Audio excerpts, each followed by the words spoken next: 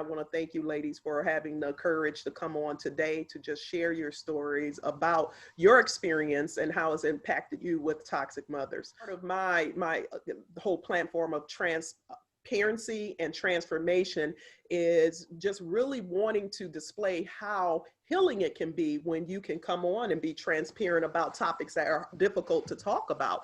Because you, and I'm sure you ladies know it because I know you've probably talked about this topic with many people over the years, you know how it can help others who feel like they're alone, and that this has been an experience that's been unique to them. You know, as a psychologist now, 22 years of private practice, I see women primarily. They make up 80% of my clientele. And over the course of these over 2 decades now of this work, I have just noticed a trend that's undeniable, that many of the women that I see have had very strained relationships with their mothers that, did not stop when they left the home. That's not the nature of toxic mothers or toxic parents. It's not when you turn 18 or when you decide to leave or emancipate yourself that now you're free. That's typically, and I see both of you shaking your heads now, that's typically when the real work begins, right? Would you agree with me on that? Because when you are in a situation, a toxic environment with a mother who is supposed to be your caregiver, we think about psychology today. There's a study I'm going to reference as we discuss this, but it talks about how when you think about the whole archetype of mother and the romanticism that goes along with that of, my mom's my best friend, or, the mother that guided me and kind of paved the way and that I can look to and emulate. And that's what society, and both of them are just shaking their heads. That's what society really, impresses upon us. However, you two know, I know that's not the reality. I was sharing with my producer, Michelle, the other day, and some of you, I don't know if you guys are familiar with the first novel I wrote was called My Fight for Air. And I'm going to make sure both of you get a copy of that. I like that. I like that title. Yes. Because I suffocated in my relationship with my mother. Oh, wow. Yeah. Look, that look is what I would get from women when the book was done, was like, how did you peek inside my home? And I don't know. I attribute it to God, honestly, that I was even able to write that book. I've had women from all over the country contact me and say, you don't know how much you healed me, because it was a story about a very toxic relationship between a young lady and her mother, and how she thought she'd escaped it when she became an adult and was able to escape from home, but how, just all the after effects, the remnants of that toxicity, growing up in that toxicity had impacted her as an adult. And I can remember, women would call and say, I finished this book in a night. I haven't had a family member to call me, and say, that was my story. And I didn't even know that, this was, a family member. And I'm like, wow. And my struggle with writing, could it really be this bad? Like some of the things I was coming up with. And again, I just have to attribute it to spirit to even come up with some of the storylines that I was writing about. I was like, am I going too far? Oh, could it really be this bad? The more I got into my practice, so, I finished my master's degree, I'm still working on it, but now I'm seeing patients. Now I'm going into my PhD, I'm seeing patients. The more I started working with patients, the more I'm like, wow, this is not far-fetched from a lot of people's reality. And it validated for me, the storyline, it validated for me that this was needed at this time. And again, over the years with individuals coming to me requesting that I do this, I realized it was necessary to really broach this topic here so people can know that you can heal from it and know that they're not alone in the process. I'll start with you, Tanisha. Can you just share your story, if you don't mind? Wow. That's an intro, Dr. Rose. I will start here. I was born to a 13-year-old mother 2 months before her 14th birthday.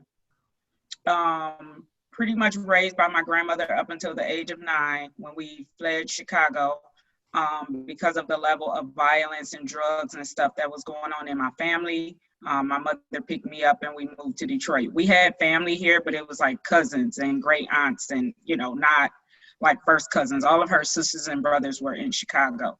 So naturally, from the age of, you know, 14, she's still in high school. She's still in middle school. She's got to graduate high school. She's got to finish school.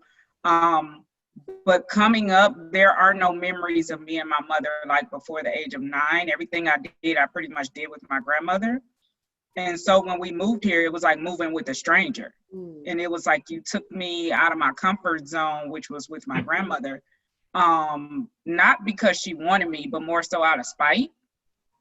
And so it felt that way. I grew up in a home where I was constantly reminded that I should be grateful pretty much that she kept me, because it was rumored that I was supposed to be aborted.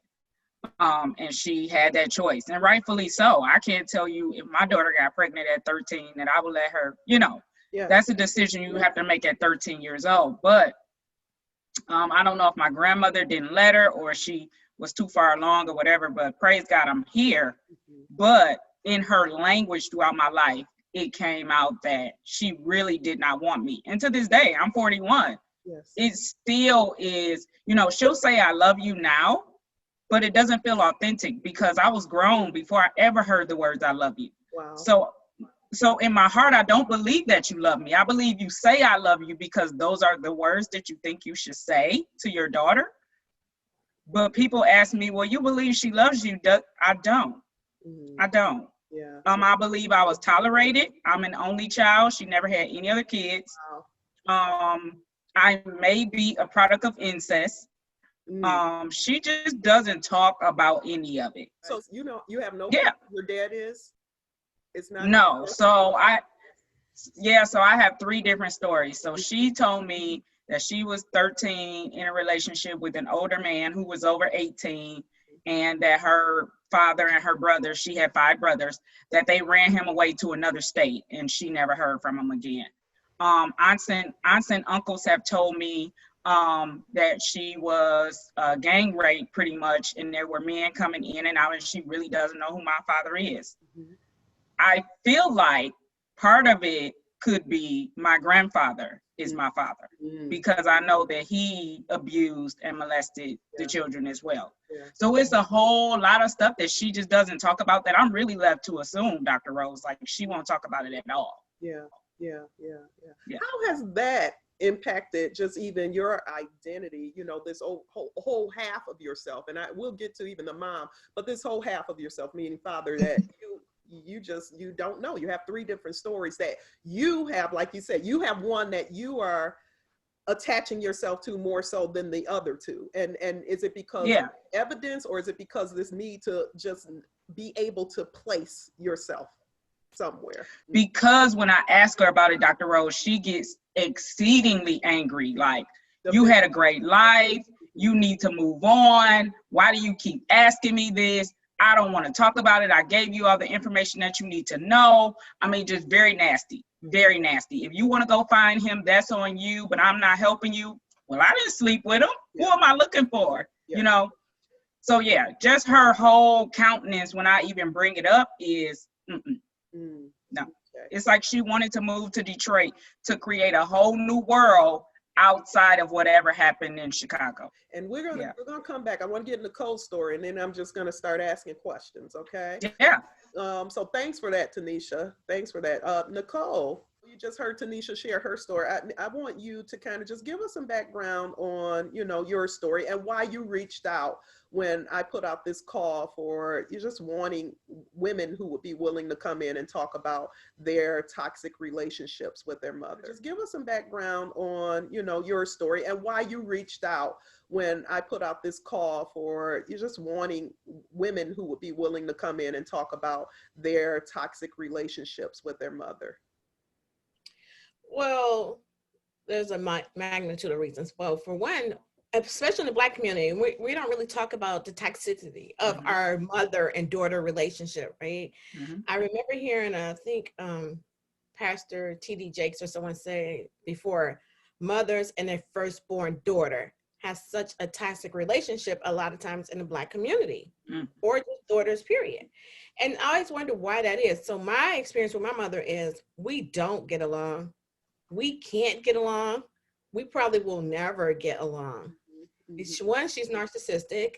She never takes accountability for her part in anything. It's always everybody else's problem, everybody else's reason to why she behaves in such the manner that she does. But this didn't just come about. When I was a kid, I was very quiet and shy, reserved, just a loner, stayed to myself. And a lot of that has to do with the way I operate in the world because of my relationship with my mother. So I'm 47 now and she's 67. Okay. So she had my older brother. When she had you? Yeah. Okay. Yeah, she had my oldest brother when she was 16, had me at 20, and my youngest brother at 24. Okay. Yeah. And so, it's pretty much a child raising children, except for she didn't really raise my youngest brother. My grandmother ended up raising him. But so it was my mom and I for a while by ourselves. And it was just always just dysfunctional. She doesn't communicate well. Everything is always a struggle. I've been called out of my name since I've been called a bitch so many times growing up. I thought that was my name, honestly. Wow. So Nichole, do you know that's a line in my book where the woman tells her therapist that she was at a store hearing people argue and someone said bitch and the character says, huh? What? She thought it was her name. I mean, and again, and I'm getting chills because when I wrote that, I'm like, okay, is this going too far? But after hearing other women saying that, like I told you, it validated. So you had that experience as well. Yeah. Most of my life, even now at 47, when I try to ask her certain stuff or talk to her just like an adult, there's no talking to her. Wow. Everything, she becomes extremely defensive, and it's hard to have a relationship with her when she's enthralled in the middle of her drug addiction anyway. You mentioned that your mom had a drug addiction. I know in the synopsis you sent me, you said you didn't realize that until you were in high school. Well, she didn't have the addiction before when I was growing up until high school. At least that's when I was aware. Okay. And the hard part about that is my mother was gorgeous. She was always kept up, had hair done, nails done, latest clothes, like always presented herself. And when she started deteriorating, I'm like, what's going on? Her anger and rage became on a different level than it normally was. Yeah. And then she was just aggressive and volatile. Can you, and this is for both of you, can you recall the time, if there was a time in your youth when you realized your relationship with your mother was different from maybe other people's relationships or friends' relationships with their mother? Was there? I did. Go ahead. Yeah, I did, Dr. Rose. I remember my mom one time sitting me down and having a conversation and asking me, would you like to live somewhere else? And I was like, yeah. Because literally, Dr. Rose, I was at the point of suicide. Like when you said, what's the title of the book? Something with air. My Fight for Air. My Fight for Air. Like I literally felt like, I know I'm in high school for 4 years, but right now this pain seems so great. Like I would just rather kill myself because it feels like I'm never going to get out from her control and her thumb and her just whatever it is. Because again, she came here and created a whole nother world and would not let me communicate with the family back in Chicago. So she sat me down and she asked, would you like to live somewhere else? Yep. Do you want to go to a girl's home? Yep. Do you think I'm a bitch? Yeah, I do. And so she did this. How old were you at this time? Probably 14, 15. So she's in her she's about 28, 20. She's only 13. Yeah, she's only 13 years older than me. So yeah. So I'm like, yeah, now I didn't call you a bitch, but since you asked, yeah, I do. And a lot of my friends will be like, your mom is so nice. And so I know we wear masks now because of COVID-19, but can I tell you, she was like the master mask wearer. And I would be like, y'all, she is totally different at home. Like, and it used to make me mad. Like, y'all don't live with her. And I would see their mothers, and I never wanted anybody to spend the night at my house. I always wanted to go to somebody else's house. Yeah. To run away from it. Trying to hide the secrets. Yeah. You say that again, Nichole? sorry, trying to hide the secret. That was my life growing up. I didn't really want anybody come to my house. I didn't want anybody to find out the secret. Like, trying to juggle. Like I said, to the rest of the world, she was picture perfect. Yep. It's sort of like, what's that movie? Mommy It's Dearest. The Masked Singer. That's what it is. It's sort of like Mommy Dearest, right? In public, honestly, in public, my mother was this rock star. Everybody's seen her as her stage name was Sun Goddess. So Sun Goddess, and she's so beautiful, and everybody wanted her attention. Was she a performer? She was a go-go dancer. Oh, okay. Wow. Okay. Yeah. And so everybody always wanted her attention. And so I can remember being younger and they would call me Little Sun Goddess. Hey, Little Sun Goddess. I would get an attitude like, my name's not Sun Goddess, it's Nichole. Just because it was just crazy of how the rest of the world seen her and what was actually going on behind closed doors. Even my grandmother, I remember when I first went to my grandmother to tell her, I suspect that my mother was on drugs. And she's like, why are you lying on your mother? Why would you say something so horrible? Yeah. Why would you think I would want to tell that horrible truth about my mother? Yeah. That's, one of the and Dr. Rose, I think that, Dr. Rose, I was going to say the biggest problem with this is that for so long we've been taught that the lie is the truth and the truth is the lie. So let's talk for so long. That. I can't tell you. And you don't know what goes on in the house, right? Oh no, what happens in this house stays in this house. Exactly. I did a podcast with the Reverend Dr. April Hearn, who talked about domestic abuse, growing up in a household with domestic abuse, and how she learned to be a great liar, and how when you learn that at a young age, you kind of live your life as a lie. So I want you to tell me how that impacted even your relationship. Let's start with your childhood relationship. You guys shared, you didn't have friends over, you didn't have sleepovers, all those rites of passages that we would expect at these young ages and these developmental stages, birthday parties where your friends come over or where they sleep over. Tell me how, what childhood was like to you when it came to socialization in your friend group. Always performing, which is probably why I left for Juilliard to perform, honestly. Wow. You went to school at Juilliard? I did. Wow. To become a performer. Well, not really. That was my escape. All I knew in okay, so let's talk about childhood. So, prom time comes. Every girl's happy about prom, right? Prom time come, people talking about what dress they wearing, what date, what shoes. I'm gonna do this, we're gonna do this after the prom. My focus was, how the hell do I get out of Valerie's house? That was my I went to prom and stuff, but my focus was like, what's next? How do I escape this situation? Wow. So we talked about committing suicide. Yeah, I had those thoughts a gazillion times. What age do you remember even having those thoughts of suicide? Tanisha shared she was about 13, 14? 12. Yeah, about 12, 13. I was like 12, 13 as well. Okay. And not even thinking I really fully understood the concept of suicide. I just wanted out. I wanted out. Yeah. Okay. Just out. I'm like, this cannot be my life. This lady is crazy. And then you start thinking like, what did I do? What did I say? Why did I make her so angry? And I'm like, but I didn't do anything. What did that look like? Listen, I literally will hide.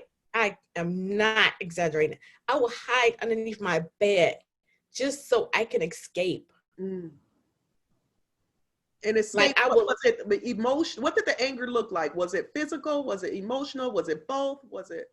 My mom wasn't really physically abusive. She was emotionally unavailable. She's verbally aggressive and abusive. But even in those moments where we would just get into it and argue like cats and dogs, like I had nowhere to go. Back then, you can't just leave out the house and do whatever you want to do. Yeah. So my escape was I would literally lay underneath my bed and read a book and or fall asleep. So Tanisha, what did your childhood look like? So when I say the truth became a lie and the lie became a truth, I remember being in elementary school when we moved here, and you have to fill out the emergency card, and it asks for your mom's information and your dad's information, or you go to the doctor and they ask for your family history from your mom and your dad. And she would make me lie, and she would tell me what to put in each field, like Danny Hosea was his name, and I don't know if she made this name up or what. Where does he live? Just put Chicago. If your teacher asks, when do you see him? Say you talk to him a couple of times a year and you spend the summers with him. Oh, it was a whole narrative of a lie. Yeah. My whole life. Yeah. Mm-hmm. And did you keep that lie going with friends? Did you find, when friends would ask, who's your dad or where's your dad?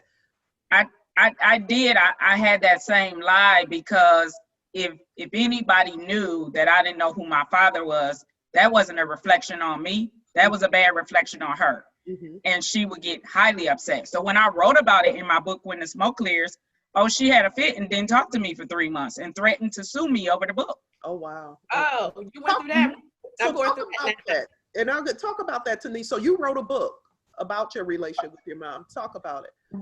Right. And so because now I'm into short films and stage plays and all the rest of that, but the book is called When the Smoke Clears, and it starts out talking about suicidal thoughts and depression and what led up to it. And it talked about growing up with a single mother who clearly didn't want me. She literally would tell me, people only do things for you because you're my daughter, not because they love you, not because they like you, but because you're connected to me. And the people who do things for you, once they're no longer my friends, they're no longer your friends. And so she's never been married, but there was always a man living with us, or we always lived with a man, okay? And so when I would want to call these men dad, she would be like, don't call them dad. Don't call them dad. They're my friends, or that's my boyfriend. As if it was creepy. Like she would feel like as if I was trying to sleep with him or something. Competition. Yeah. Yeah. Yeah. Yeah. That part. Go ahead, Nichole. That part. The competition. But I didn't know who my dad was until I was 13. And even then I was 13 when I first met him. I was 13 when I first really found out about him. The man that I thought was my father, my oldest brother, ended up telling me that is not our daddy. Wow. And I'm like, what? It's the only man I knew, which was my youngest brother's father. It's not even my oldest brother's father. But he was the guy always there. So naturally you'll say, okay, this has to be my dad too. But you called him dad? Yeah. And mom, never corrected or never. And it was the older brother because he was old enough to know this man wasn't around when you were born. Yes. Yeah. So he told you yeah. Mm-hmm. He told me this, and we don't like him. And I was thankful when I found out he wasn't my father because he was so abusive to my mother. He's never abusive to the children, just my mother. Mm-hmm. Mm-hmm. Yeah. Yeah. And so I found out because my oldest brother and him got into a fight once. He hit my mom one too many times. My brother went to go jump on him and they got into a fight. Then my oldest brother was like, that is not our daddy. Mm-hmm. Like, wait, what? And that's when I was in fourth grade. I was in fourth grade. And so did you ask questions then? Because obviously you did eventually meet your biological father. I asked my mother. Woo, we don't have longer than one segment. Listen, that's okay. I know this is a whole book, Dr. Rose. Don't believe it. The wheels are turning here as I'm listening to you, ladies. And actually, Teresa, kind of piggyback off what you said, I just recently wrote a book, and that whole crazy dynamics of parent mother is so weird. But back to that. I don't even know what to say. Yeah. So I found out he wasn't my dad. When I asked my mother about him, like, my brother said, that's not my daddy. So who's my father? And she's like, you don't need to know who your father is. Yes, I do. Who's my dad? And then she told me, she said, your father, her exact words, she never told me his name. Her words was, your father is a horrible person. He'll put you in a corner and make you work. And I didn't understand what that meant at the time. Like, put me on the corner, made me work. I didn't understand. She's like, yeah, your daddy will just prostitute you out as a young girl and have you on the street corner. And all this horrible stuff she said about my dad. So naturally, I grew up thinking my dad was this horrible, evil person, which was all lies. Wow. When did you find out the truth? When I physically met him was I was 13. She was at the grocery store one day, came home and said, oh, I seen your auntie today. I ran to your auntie at the grocery store. I'm like, which aunt? Because my mom's the oldest child, and she has two younger sisters under. Who's telling you this? My mom, when she came home from the grocery store, she said, I ran to your aunt at the grocery store today. So I'm like, which one of my aunties? You know, I'm thinking it's one. And she said, no, your other aunt. She says her name, your Aunt Ethel. Who the heck is my Aunt Ethel? What are you talking about? Oh, your dad's sister. She said it nonchalantly as she putting up the groceries, like, I'm supposed to know who this person is. And I'm like, my dad's sister? Who's my dad? And who's my aunt? And she tells me briefly, like, oh, your dad. And by the way, your sister died. What sister? What are you talking about? And so when I first met my dad was probably about a month after she ran into my Aunt Ethel at the grocery store. I was able to talk to him on the phone a couple of times. She really didn't want us to talk it on the phone, so I would sneak to call him, or he would call me and say, if your mom home? I'm like, yeah, okay, call me when she leave. Wow. All right, so that was our relationship. He came to the house. I was 13 years old. I was down the street at one of my friends' house, and my little brother comes running down the street. Nikki, your dad's in front of the house. Your daddy is in front of the house. My dad's in front of the house. I take off running. I'm like, my dad's in front of my house. Yeah. And as I got closer to my house, I stopped running because every horrible thing my mother ever said about this man just started pouring in. He's going to kidnap me. He's going to put me on the corner of the word. You know, he's going to get me hooked on drugs, like all this horrible stuff. And so I remember stopping. And then I stood there, and he was parked in front of the house with my Aunt Ethel in his blue Cadillac. And she gets out the car and said, hey, baby, I'm your Aunt Ethel. And I'm like, hi. Now picture that. She's one of those big women. So think about one of those big women in the South, when they hug you, they smother you. Yeah. So that was my Aunt Ethel. And she gets out the car and she stands by the car and she said, I'm not going to hurt you. And she's just, I just wanted to see you. And so then my Aunt Ethel. So you must have had a look of terror on your face, like you were, all those things, like you said, came flooding in for her to make that statement. Yeah, I stopped running and then I just stood there like frozen. And so she stands by the passenger side. Then my dad gets out on the driver's side, you know, and the car's at the curb. And so he stands by the door. He doesn't approach me. And he says, hey, baby girl. And I'm like, hi, daddy.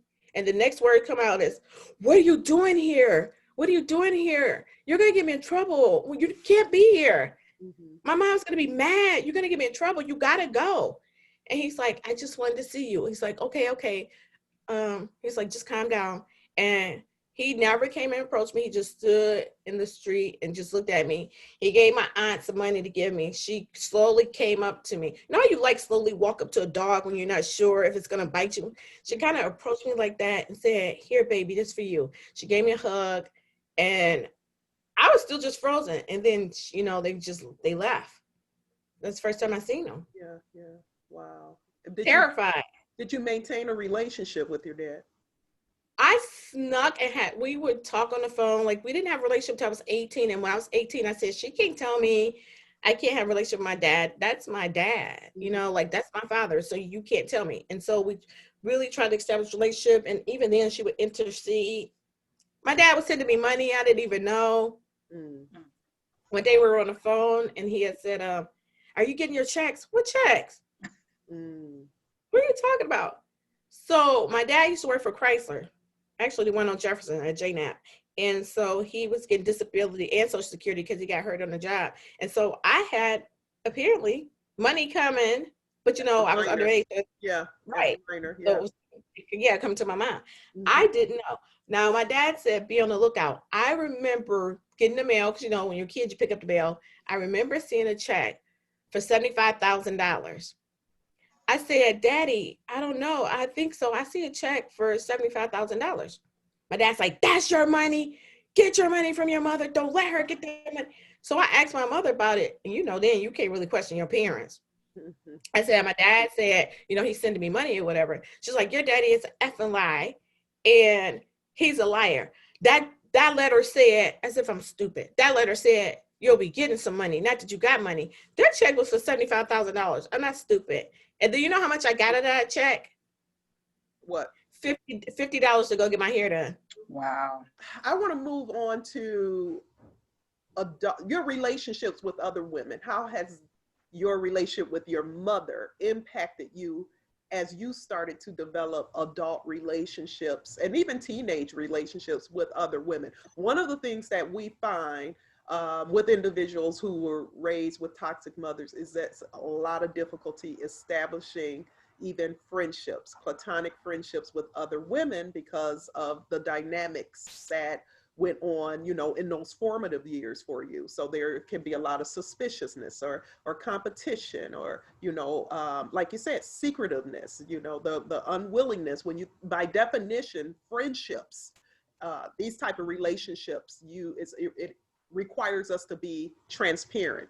It requires us to be vulnerable. It requires us to share, you know, we share secrets with our girlfriends. We hold secrets for our girlfriends. What's that? That vulnerability? No. Girlfriends? No.